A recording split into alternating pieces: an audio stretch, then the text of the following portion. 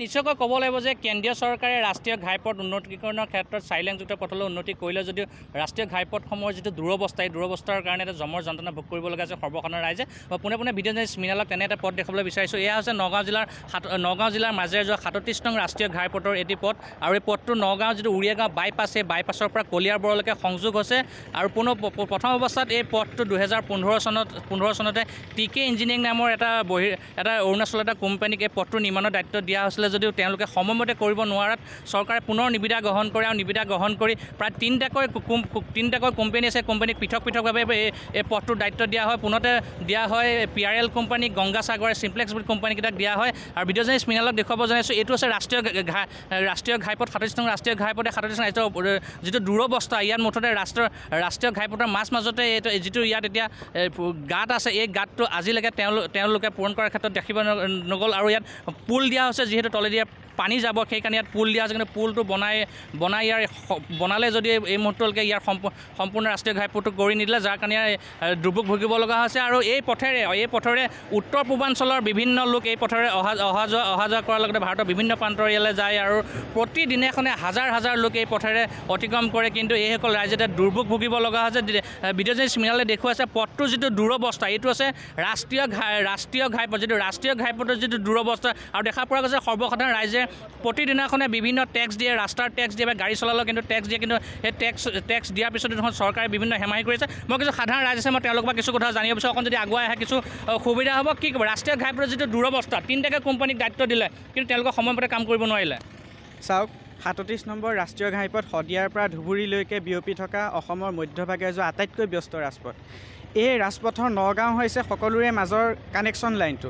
৩৭ number ৰাষ্ট্ৰীয় ঘাইপথ নগাঁৱৰ এই পুৰণিগুদাম অঞ্চলটোৰ এই যিটো দুৰৱস্থা ইয়াৰতো স্থানীয় ৰাইজেতো দুৰ্ভোগ ভুগিছে।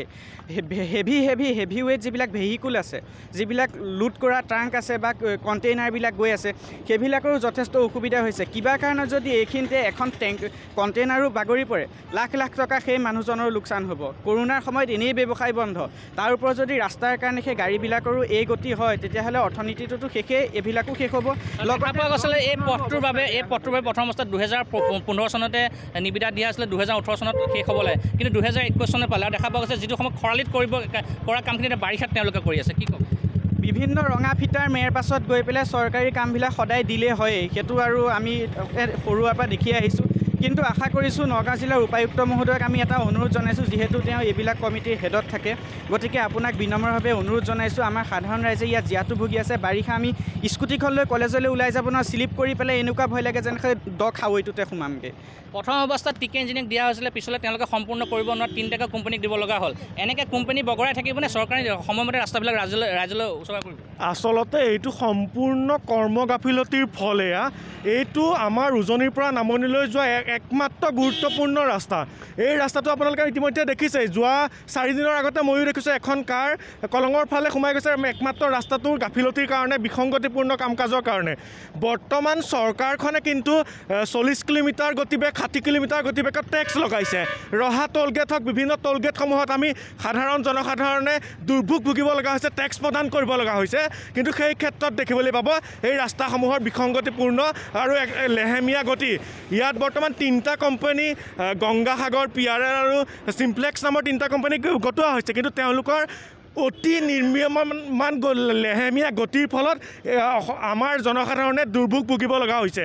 মই উপায়ুক্ত মহোদয়ৰ জৰিয়তে আমাৰ অভিভাৱক মন্ত্ৰীজনক অনুৰোধ জনাইছোঁ আৰু দাবী জনাইছোঁ অতি শীঘ্ৰে এই কামসমূহ সম্পূৰ্ণ কৰক আৰু জনসাধাৰণৰ কাৰণে ৰাজপথ সুচল কৰি দিয়ক। কিয়নো ভুক্তভোগী ৰাইজ আৰু আছে আপোনাৰ ৰাষ্ট্ৰীয় ঘাইপথ প্ৰাধিকৰণৰ যিসকল বিষয়া কৰ্মচাৰী আছে তেওঁলোক ইয়ালৈ অহা কেতিয়াবা দেখা পায়নে? তেওঁলোক আহিলেও একদম যিখিনি ধৰক লেবাৰ শ্ৰেণীৰ মানুহ তেওঁলোকেহে কাম কৰে, তেওঁলোকক চাবলৈ কোনো তেওঁলোকৰ তেনেকুৱা উচ্চ বিষয়া আমি দেখা নাই। তাৰ ফলত ৰাস্তা আপোনালোকে দেখিছে কি গতি হৈছে। আৰু এতিয়া আমাৰ ঘৰলৈ যাবলৈ খান্দি দিলে, খান্দাৰ পিছত আপোনাৰ নিজৰ পকেটৰ পইচা ভৰি এতিয়া এই মানুহক পইচা দি পেলাই আমি কাম কৰি পেলাই আমি এই ড্ৰেইনটো পুতিব লগা হৈছে। পানী জমা হৈ আছে, ৰাস্তাৰ দুয়োকাষে অৱস্থা নাই মানুহবিলাকৰ। আৰু এটা কথা উল্লেখ কৰিব লাগিব যে এই পথেৰে চৰকাৰী পক্ষৰ বিভিন্ন বিষয়া কৰ্মচাৰী মন্ত্ৰী বিষয়াসকল এইফালে অহা যোৱা কৰে, তেওঁলোকৰ দৃষ্টিগোচৰ নহয় নেকি?